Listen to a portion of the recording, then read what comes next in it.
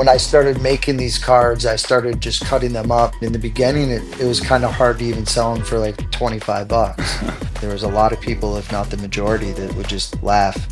Well, the artists typically that have talent and stick with it have the last laugh a lot of times. Welcome to the Trading Cards and Collectibles podcast on the Radcast Network. From chasing grails to calling bluffs and going inside the hobby. Are you ready to collect? Let's get at it. Here is your host, Ryan Alford. All about the guests here on the show. We're bringing you the best, the brightest, the coolest in the collectibles, the hobby, the game that is collecting.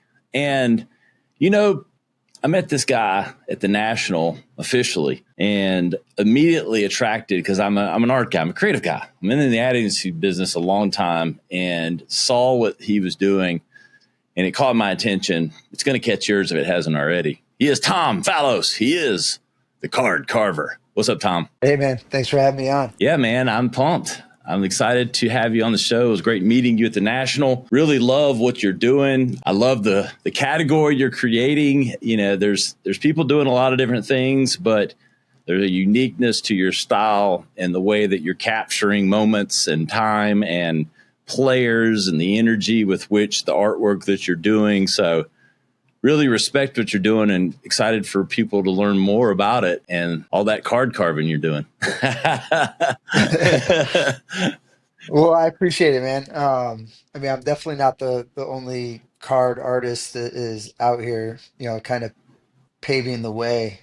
There's a whole community of people. I'm just one of many. I've been fortunate to have been at it for a while now, and it's been really awesome to see it grow the way that it has. Yeah, man, it's a crazy industry booming in all kinds of different ways. And I think the unique artwork that you're doing in that style, I think there's definitely, I don't know, there's drops happening. Like there's this, I don't know, this really fun intersection with the technology of, I don't know, live component, social media, and then your artwork and everything with it. I don't know. It's a fun time to be getting back into the hobby and seeing all the creativity that's happening. I love, you know, I'm looking at like this LeBron James card that we've got on the board and Kobe. It's like, I don't know, the way that you can document and sort of bring to life these moments in time is awesome. I appreciate it. It's really cool to take pieces like the one that you're talking about, the LeBron there, that's up on the screen, where that's something that Topps issued with Chuck Stiles, who's now, you know, a friend of mine and an artist that I looked up to and still do, you know, for a long time. To take that card where there's so many of them that Topps printed and then breathe an entirely different life into it is always it's a lot of fun, you know, to see that idea come to life and to have Chuck sign it and I sign it, and then to have other companies then authenticate them after is just, it's pretty nuts. You know, when I started making these cards, I started just cutting them up in that style. And in the beginning, it was kind of hard to even sell them for like 25 bucks. People in Facebook groups would laugh when I'd post them, and I was just making them for fun, you know, to start. It wasn't really something that I started making them thinking I was going to monetize it or anything.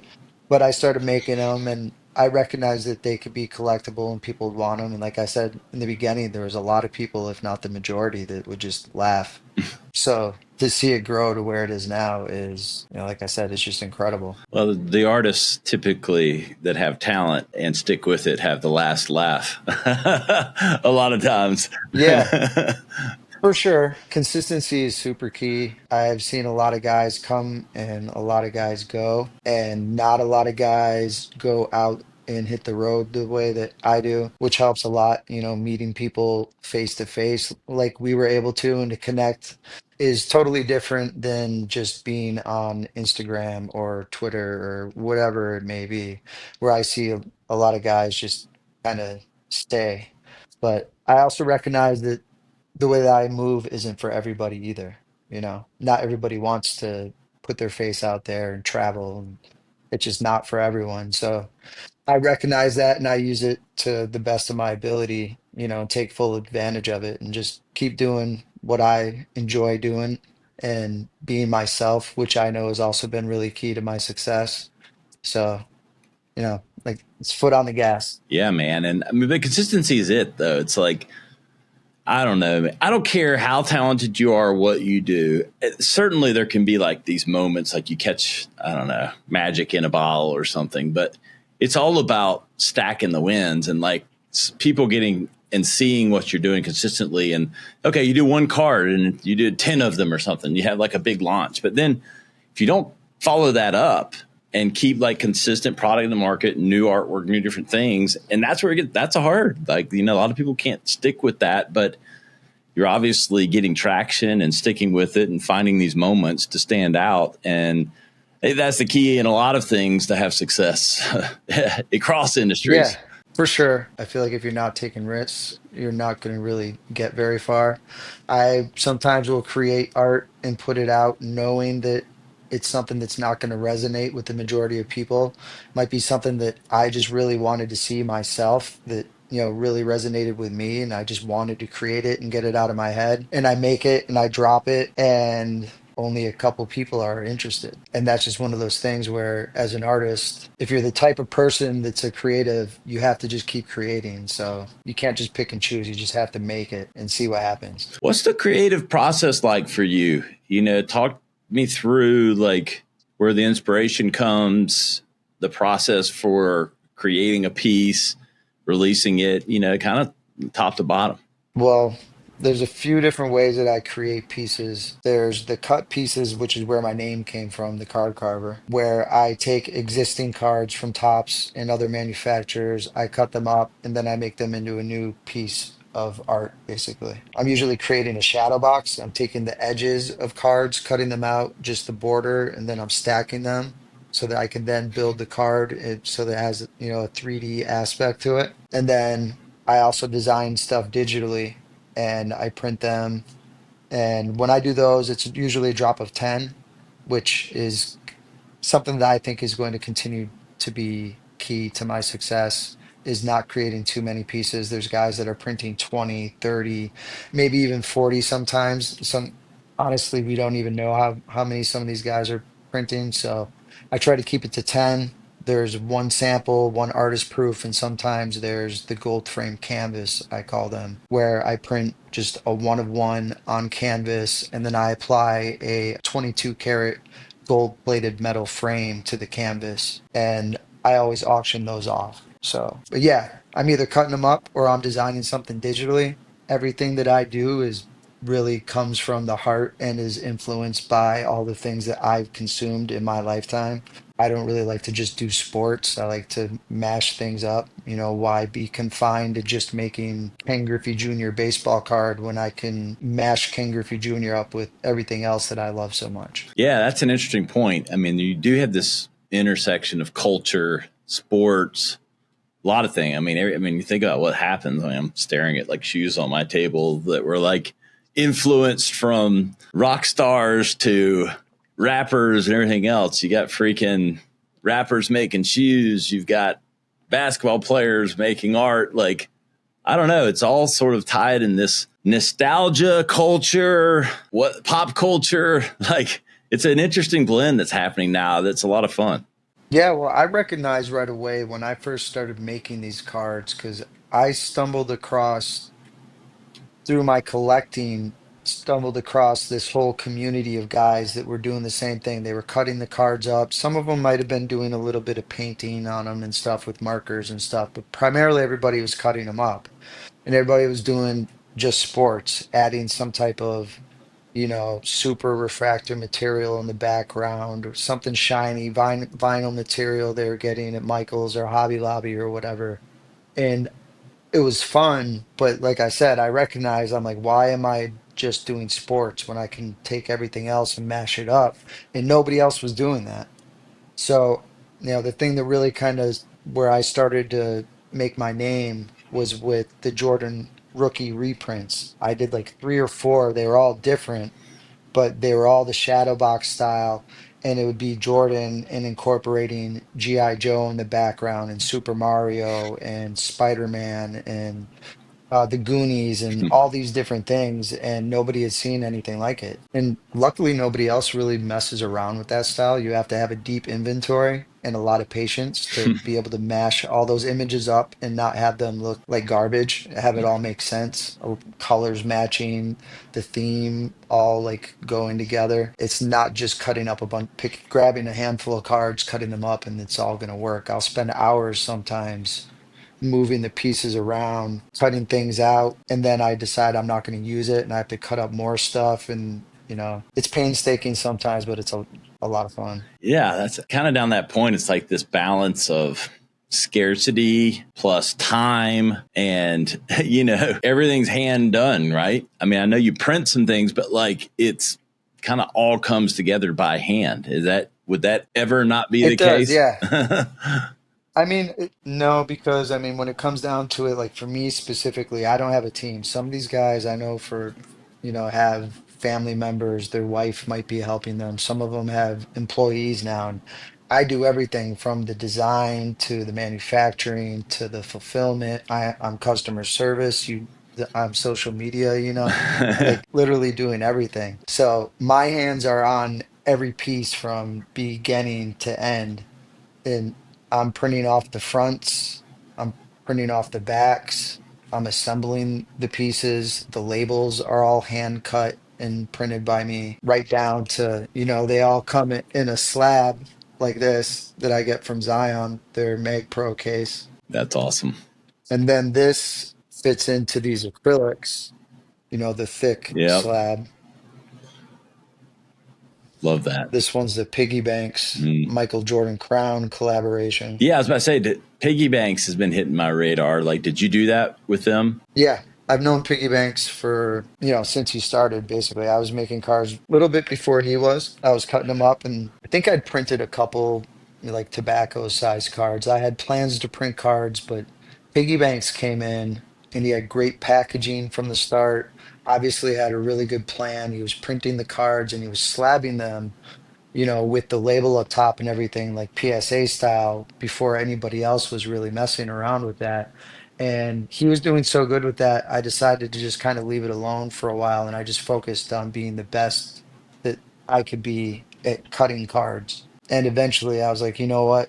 Like, I have all these ideas. I started printing the cards also, and that actually started to really take off even more than the cut cards.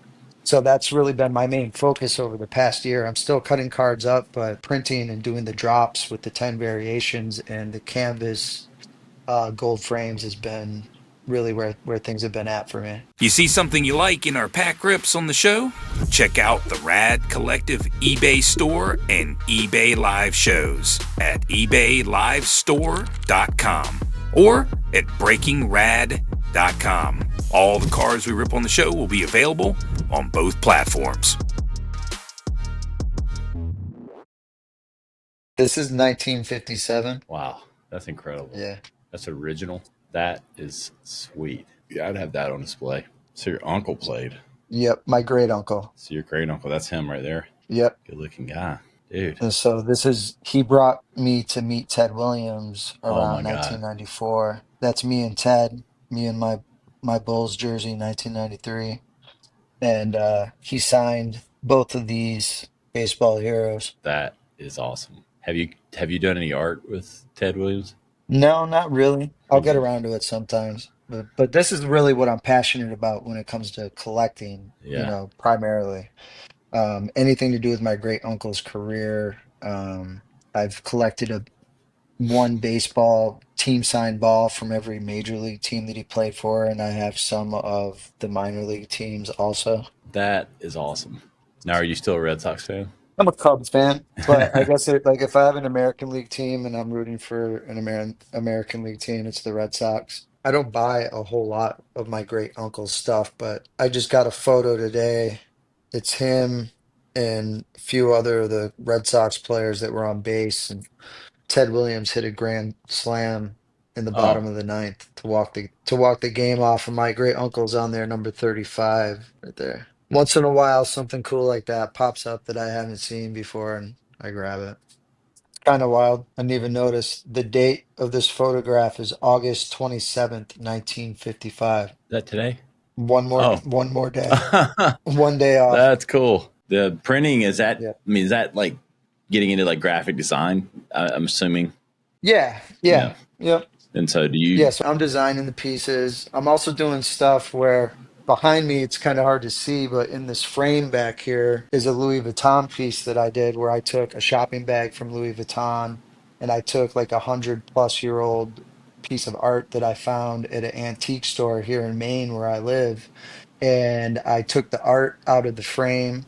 I tore the art apart and I mixed it so it's like a multimedia piece with an image of Jordan and this 100-year-old artwork and then this frame. And then I took a picture of that and I created a slab companion for it I love that. with Yeah, with the blue strap from the Louis Vuitton bag, which is also part of the frame. I love that, So man. it's a special 101 22 karat gold frame. Louis Vuitton, I call it bag work with the image of Mike. Yeah. And then you have the 101 wall piece to go with it. That's the type of stuff that I've really been focused on lately. Nobody else is really doing that type of stuff and trying to innovate and do things that are different from other people. And also, I mean, I don't just want to do cards. Not to say that it like bores me just doing cards, but I want to do so much more. So that's just kind of where my head is at. Luxury, nostalgia. Luxury nostalgia. Yeah. I Oh, mean, that's the key word. And just making things, because I mean, when people see things that are different, it catches their eye. But if you can also make them feel something more than just like, oh, wow, this is different, make them feel something. And that's where, artwork that like grabs people and tugs at those heartstrings and really makes them feel something. That's what is special and what works so well. And that's what people want. there's a guy I know who said people think with their head and they buy with their heart. It, you're it's you're it's very you're true. looking at Yeah. that guy. I love it. No, it's super true, man. I love that. That's a great quote. Yeah, because I mean, It's true though. I've If you been can make leaning people, on. if you make them think, it'll make them stop. But if you make them feel, they pull out the wallet. And I don't mean that it's just about Yeah, business, but because it has value.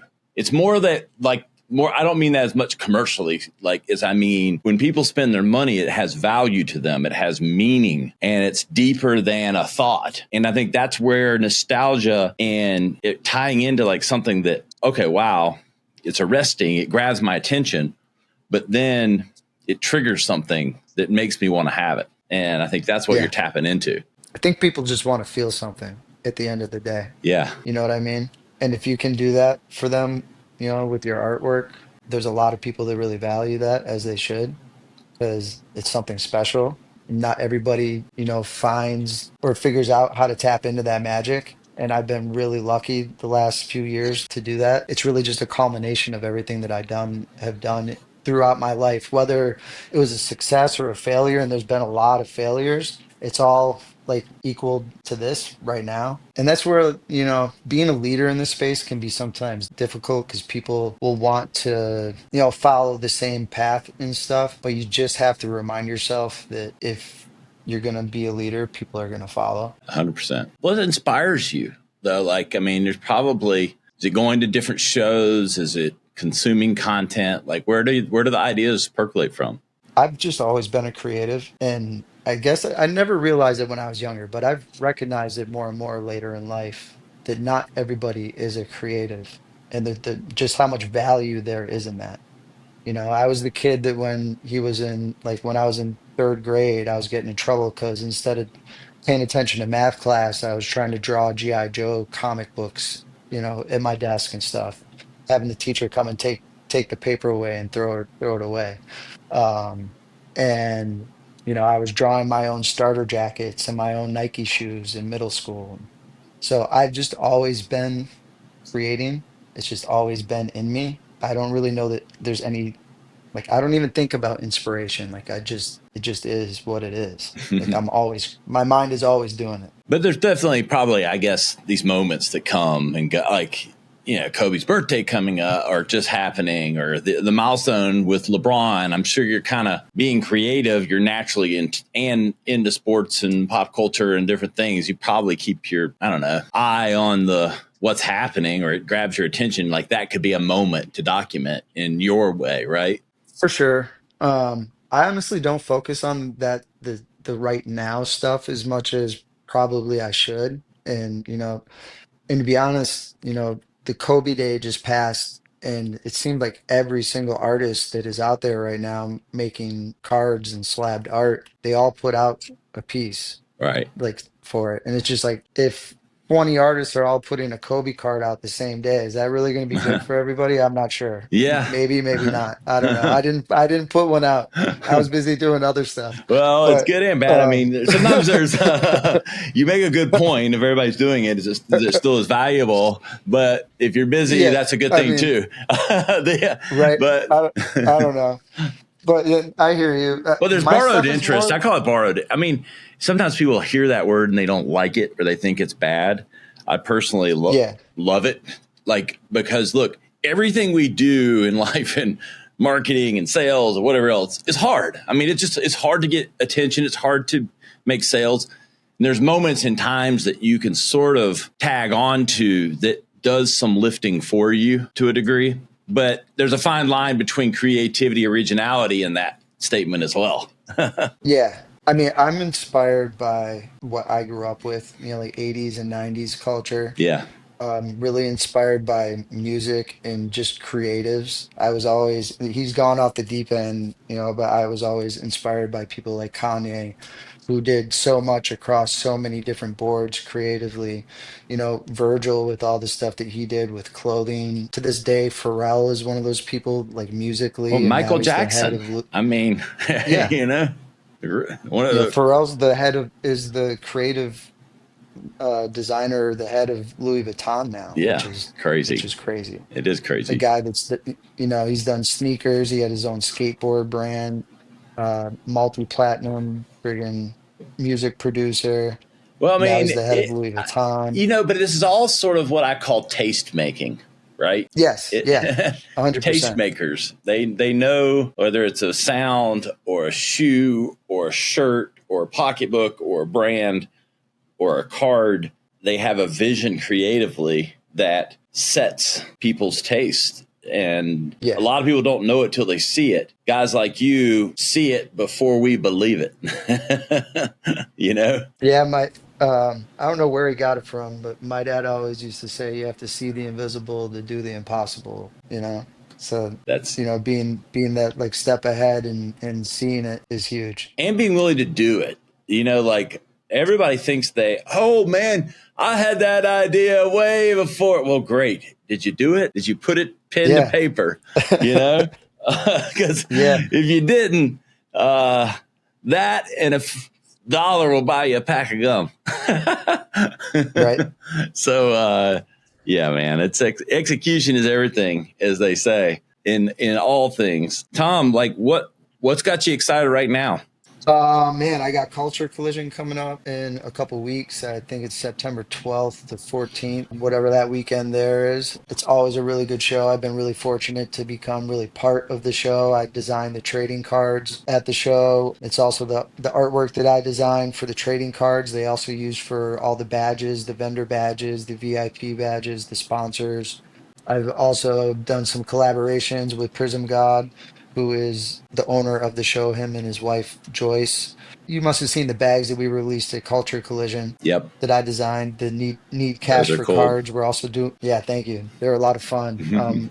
We're also doing some hoodies that are going to be coming out, crew necks and sweatshirts at the next Culture Collision with that same graphics on it. And then I'm out in Vegas for a new show that I'm really excited about. It's by Rock Solid Productions or Promotions, family run, really nice couple that throw the show, and I think it's going to be really good. The last one I was at that they put together was great. They've got Sam Williams from the Dallas Cowboys, and I'm trying to remember who the other autograph guests that are coming, but either way, it's going to be a blast. I'm looking forward to that stuff. I'm working on some things in maybe Philly and New York City. I've got some collaborations coming that, kind of secret and in the works. And I've Oh, got a come lot of on, stuff we can break coming. it here on the show. I know I know some of the details haven't really been ironed out, and I don't want to get ahead of myself on some of them, but Well, I'm always trying to do bigger, better things.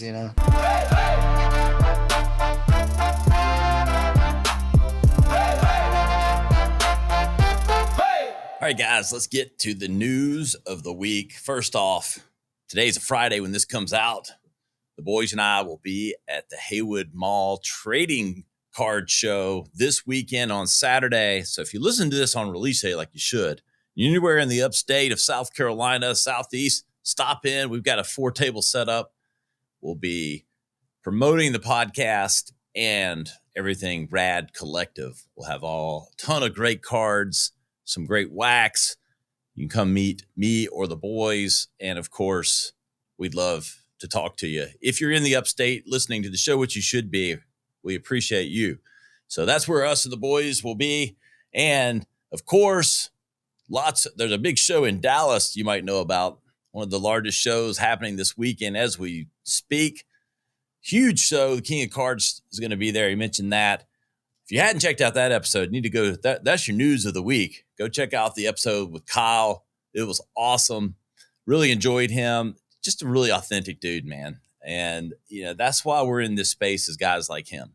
The future is bright with guys like him, my boys, and everything that we're doing with the Rad Collective. So shout out to him. Hit the back button on the episode. Listen to everything the King of Cards had to talk about and that he's up to. Really fascinating, some of the deals he's put together, watching him on YouTube. And of course, his love of Johnny Manziel. Of course, we went there talking about getting the card and really the difference in cards collecting and card business. So check out that interview. Really enjoyed that.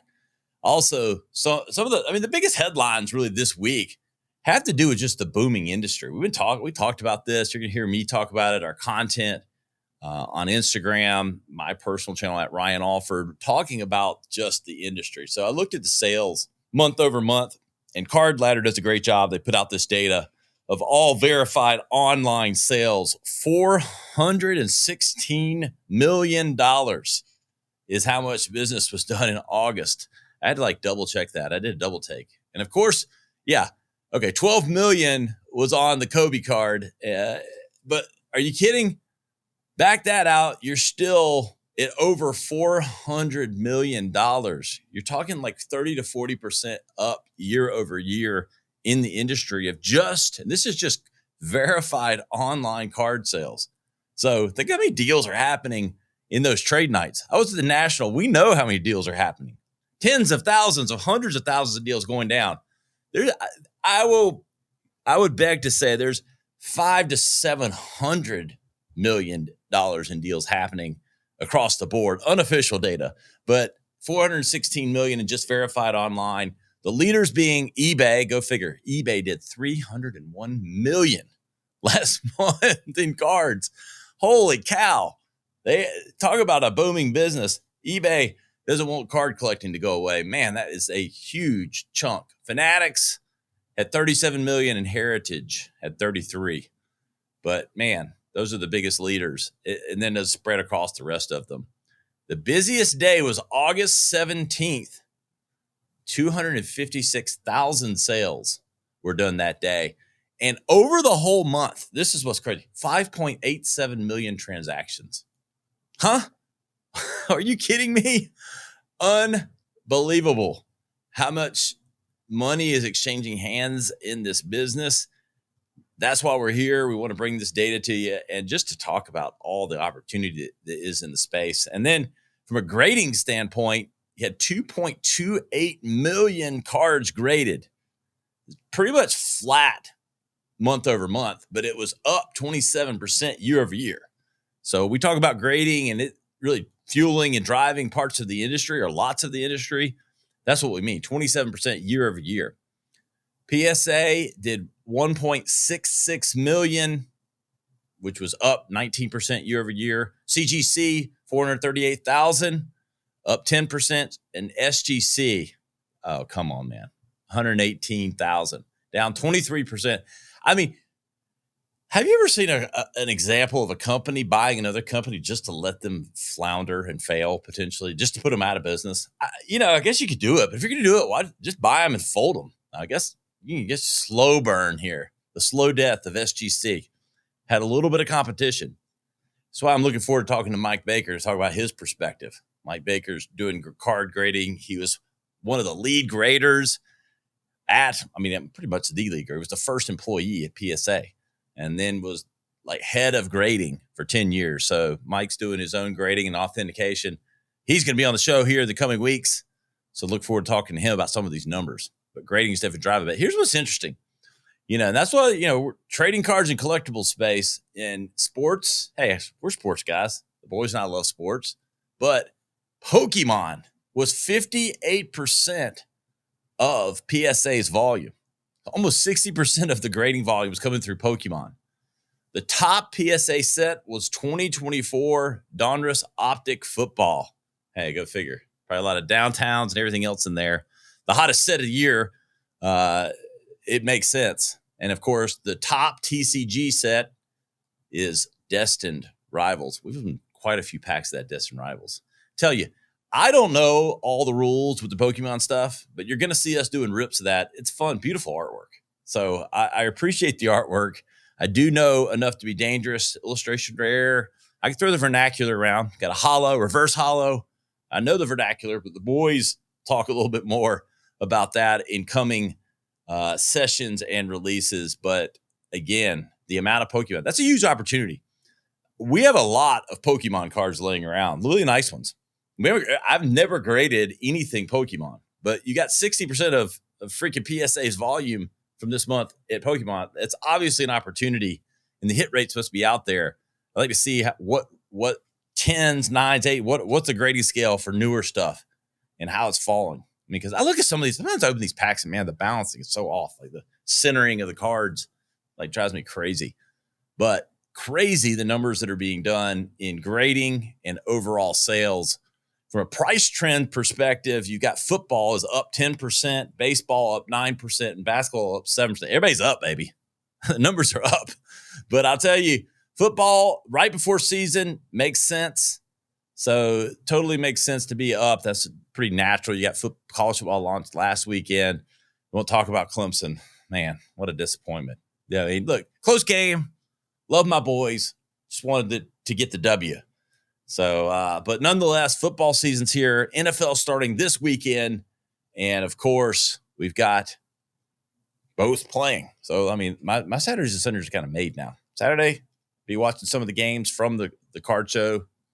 Clemson plays Troy, I think. So, we'll be watching that. And then Sunday, NFL. Of course, the first Sunday night game was actually last night when we're recording this ahead of Friday. So the first NFL games already happened when we recorded this. I mean, you guys saw this, the headline sell, the Jordan Kobe dual logo man, $12.9 million. What do I think about that? I mean, obviously everybody and their brother has been talking about this. It's out there.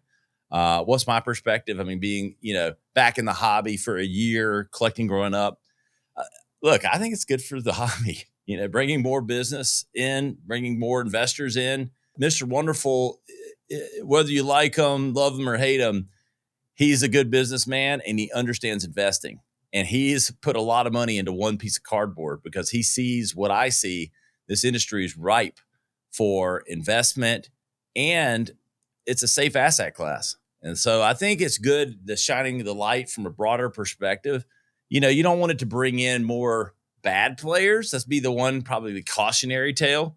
But I do like the fact that you're seeing people that are smart in a lot of other aspects of business and money and finance and other segments come into the industry. And I think that's good for the industry overall and will help raise prices probably in the short term. You're seeing some of that, but we'll see what happens long term. Biggest thing I would say is check out, if you're into Pokemon, go get these graded. Like clearly there's a trend there. Get that Pokemon graded.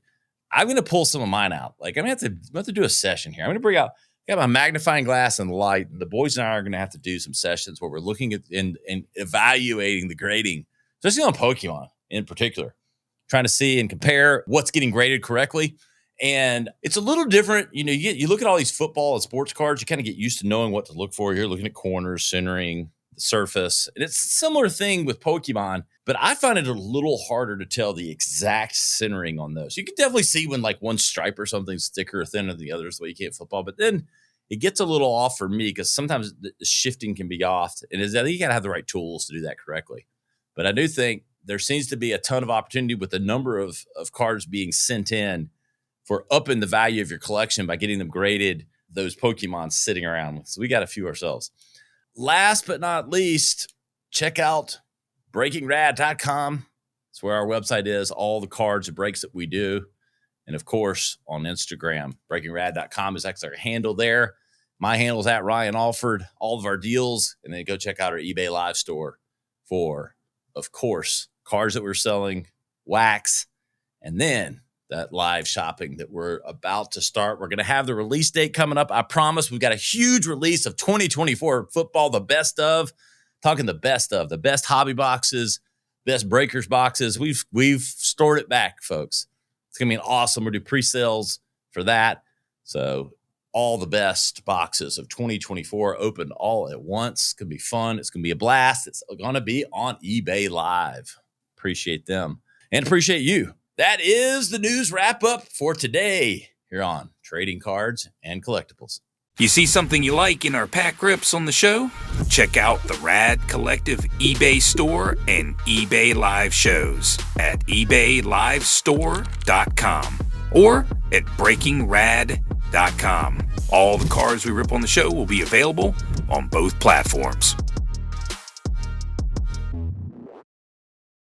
Yeah. Anything you're carving as we speak that you can talk about? I, for a while now, have been keeping tucked away. I've got about 80 each of Kobe Bryant game used jersey pieces and Michael Jordan game used jersey pieces. And man, I probably had them for like almost a year now. And it's probably time that I do something with that over the next few months. So, gonna start releasing some of that stuff for sure. That will Which be cool. I know, yeah, some people are gonna be excited about those For, dual Jordan and Kobe game used jersey pieces. yeah. It was a big sale with one of those guys this week. 12, Yeah, I know. 13 It's mil. funny. I didn't even think about the timing of that. Yeah. I've just been sitting on those. So they're slabbed by Beckett, and each one of them has, it says like authentic game used memorabilia pieces, and there's little squares. They were left over from Upper Deck or someone doing, cards. Oh, that's a nice find. Nice hold. Yeah. Yeah. I grabbed those, and like I said, I just kind of been waiting. I just have so many ideas and things I want to do. This piece behind me, the Louis Vuitton in the frame, I've got two more frames right in front of me. I've been going to antique shops and flea markets all over Maine, hunting for frames specifically. I know what I'm looking for, and Yeah. it has to catch my eye again. I'm looking for things that move me, that make me feel something. And it has to go with the art because I know what I like to create for art, and I know the style that I'm looking for.